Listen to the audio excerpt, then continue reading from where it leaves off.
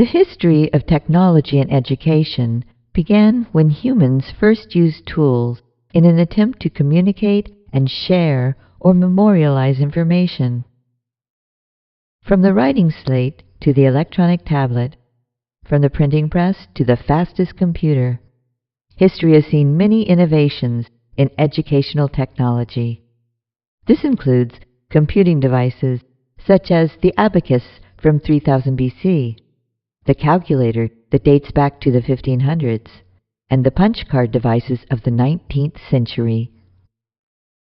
And in 1906, American physicist Lee De Forest invented the vacuum tube. This led to the construction of the first-generation tube-based mainframe. These are but a few technologies of the past that have had an impact on the future of education. But we begin our modern history of technology in education in 1910, when the public school system in Rochester, New York, began using film as a medium for instruction. A movement had begun. Out of this grew journals that specialized in visual instruction, and professional enrichment organizations were established on a national scale. In addition, teachers' colleges were founded to train instructors in new approaches to visual learning. In 1923, the National Education Association, the NEA, formed the Division of Visual Instruction, DVI. They focused their attention on enhancing education through the implementation of slideshows and motion pictures.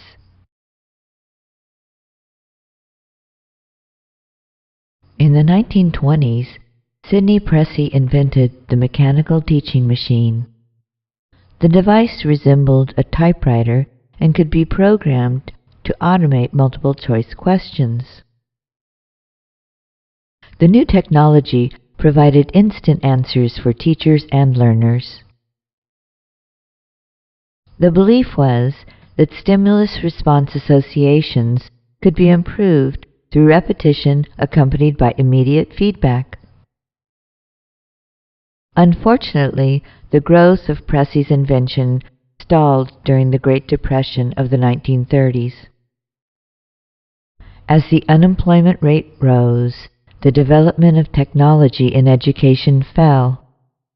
However, the 30s did bring us organizations such as the National Advisory Council on Radio in Education, the NACRE, the Federal Communications Commission, the FCC, and the National Committee on Education by Radio, the NCER.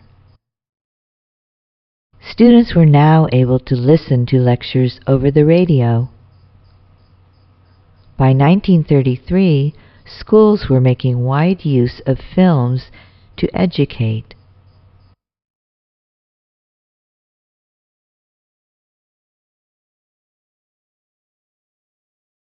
As we move into the 1940s, the first electronic computers began to appear.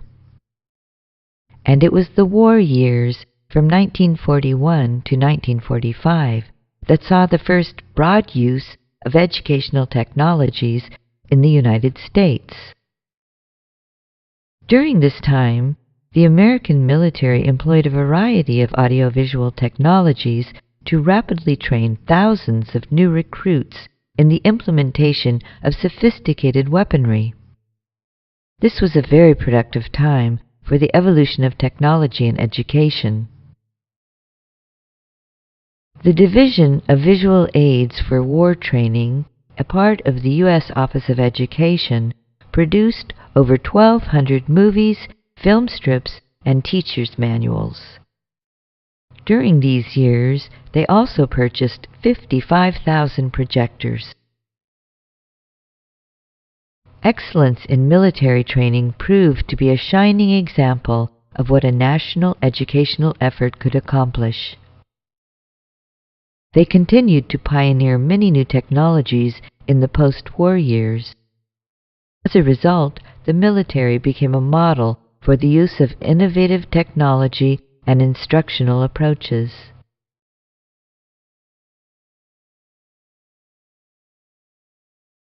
Schools and companies began implementing these new technologies and approaches to learning.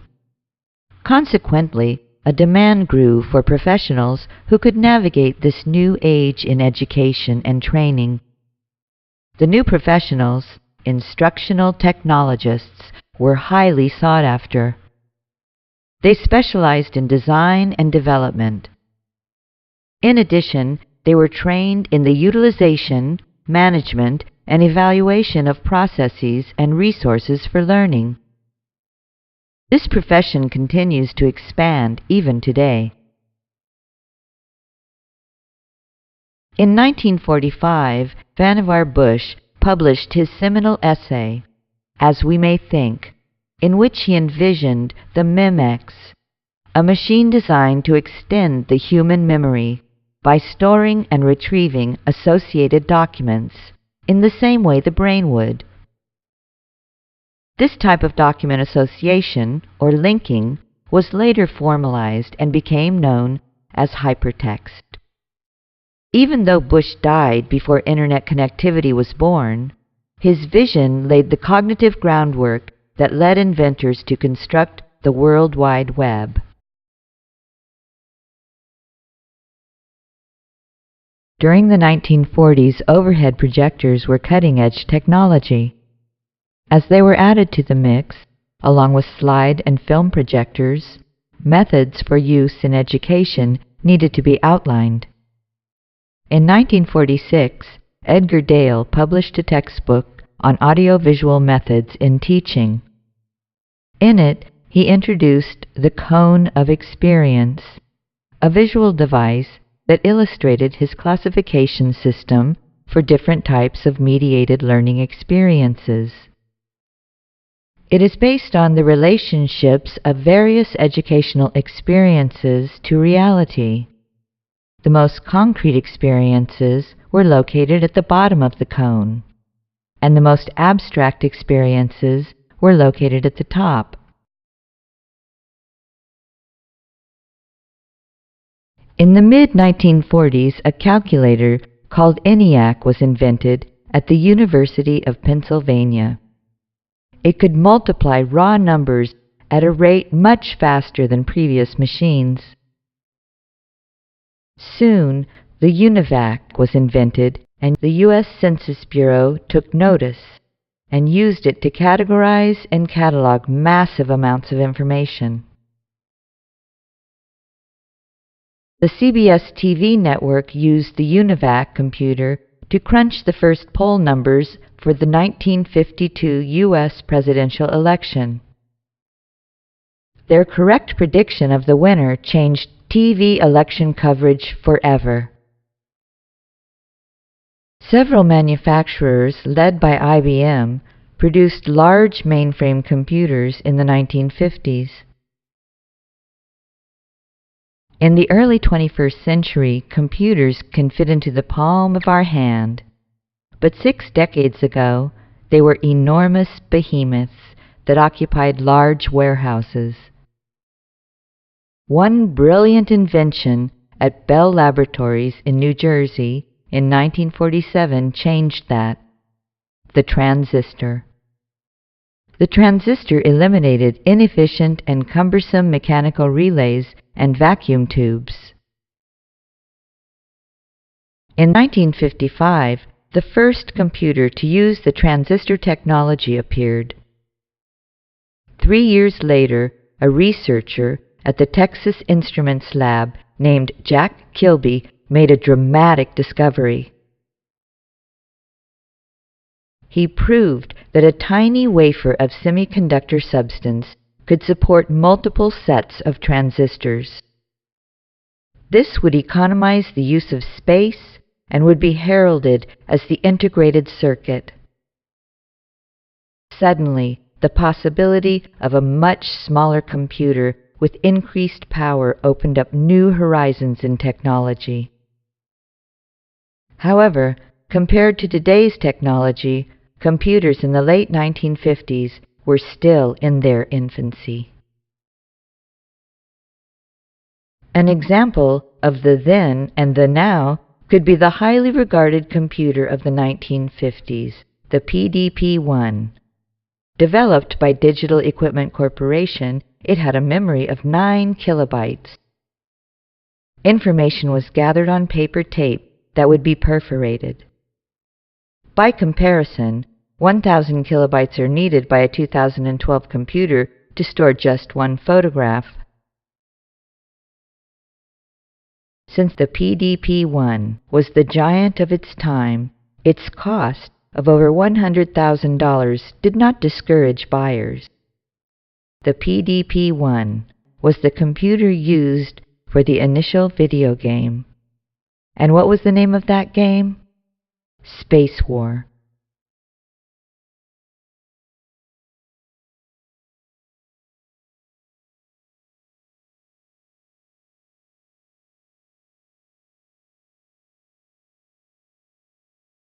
Benjamin Bloom was an educational psychologist who believed in a mastery approach to learning. He maintained that instruction should address the learner's needs and be varied based on those needs in terms of time, instructional approach, and content. In 1956, Bloom published his taxonomy, which had far-reaching effects on instructional design and the hierarchy of teaching and learning. His taxonomy consisted of 6 levels of intellectual skills and behaviors deemed important to learning. The 6 cognitive levels are knowledge, comprehension, application, analysis, synthesis, and evaluation. According to his taxonomy, the learner's growth begins with basic knowledge and proceeds upward to the highest level, which is evaluation.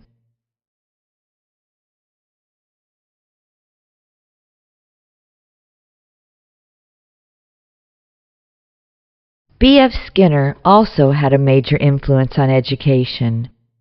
He was a radical behaviorist who invented a new technology designed to accelerate teaching and learning. He called it programmed instruction.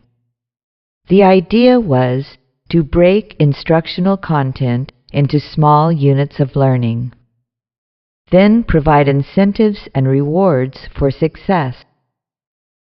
Very often, this method involved self-teaching with specialized materials, and the learners were to progress at their own pace. In many ways, modern approaches to education using technology have their roots in Bloom's taxonomy and Skinner's programmed instruction, which we now call computer-based training or web-based training. As in the past, the course designer divides content to be learned into manageable chunks.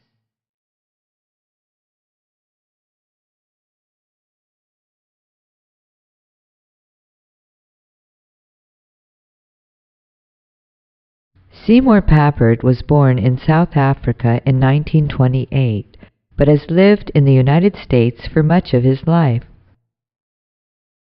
In France, Papert had the opportunity to work with Jean Piaget, the radical theorist who was fascinated by how mathematics develops in the minds of children. Influenced by some of Piaget's theories, Papert developed his own while at the Massachusetts Institute of Technology in 1963. Papert devised the Logo programming language in conjunction with children's toys, which had computational power already built into the system. Without knowing a binary language or the highly technical apparatus, children could still program the complex toy. Being an advocate of the constructionist theory, Papert believed that technology, such as robotic manipulatives, could be used by children. With these devices, children could design meaningful projects. And to Papert, Meaningful projects are the kind that take the act of thinking forward to the act of doing. Papert regretted that the modern computer is now taken for granted, so much that few remember that it was once a majestic idea in the minds of inquisitive scientists just a few decades ago. This powerful concept was shared by many brilliant people in different corners of the globe. In the future, Papert thinks that sharing knowledge is the most natural way to acquire knowledge. Children will either search out this knowledge by themselves or search for it among their peers. As an example, Papert believes that video games teach children what computers are starting to teach adults.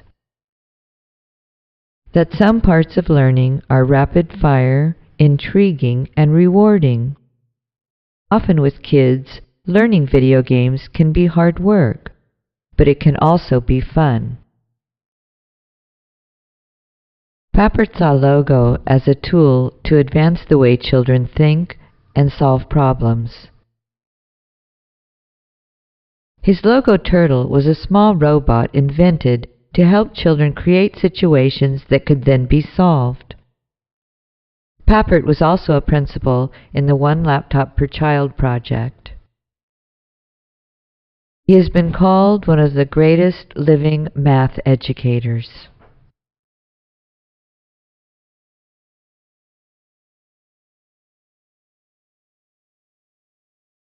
In 1893, 16 years after the invention of the first audio device, the phonograph, commercial record sets of Spanish and English as foreign languages became available. These records were used in regular classes and for home self-study. The first facility that was used strictly for foreign language study was at the University of Grenoble in France in 1908. 3 years later, this practice was introduced in the United States at Washington State College. About this same time, the U.S. Military and Naval Academy employed separate rooms to listen to foreign language records. But it wasn't until after World War II that the beginning of the modern language laboratory movement took hold, with the construction of a full lab at Louisiana State University in 1946. It became standard practice henceforth to construct soundproof rooms for listening. It was also at this time magnetic tape and tape recording machines replaced phonographs, whose drawbacks included fragility and poor fidelity. There was a very dramatic increase in language labs due to the generous funding support of the federal government with passage of the National Defense Education Act in 1958. From that year, the number of language labs increased from 64 in U.S. secondary schools to 6,000 in 1964. Post-secondary labs also flourished at this time when matching funds became available in the Higher Education Act of 1965. For these reasons, the 1960s are considered the apex in the evolution of the language lab. In the 1970s, the cassette replaced the reel-to-reel tape. By the middle of the decade, fast-forward capability, slow-down, expander, and rewind added greatly to a language learner's options. The evaporation of funding meant fewer language labs were initiated in the 1970s and early 80s. However, this changed in the mid-80s when computers began to influence the scene. In 1983, the Computer Assisted Language Learning and Instruction Consortium was founded. This group was dominated by language educators, and their enthusiastic support of computers meant that the computer was the way of the future. Language labs are responsible for the single largest investment and installation of audio resources in the field of education.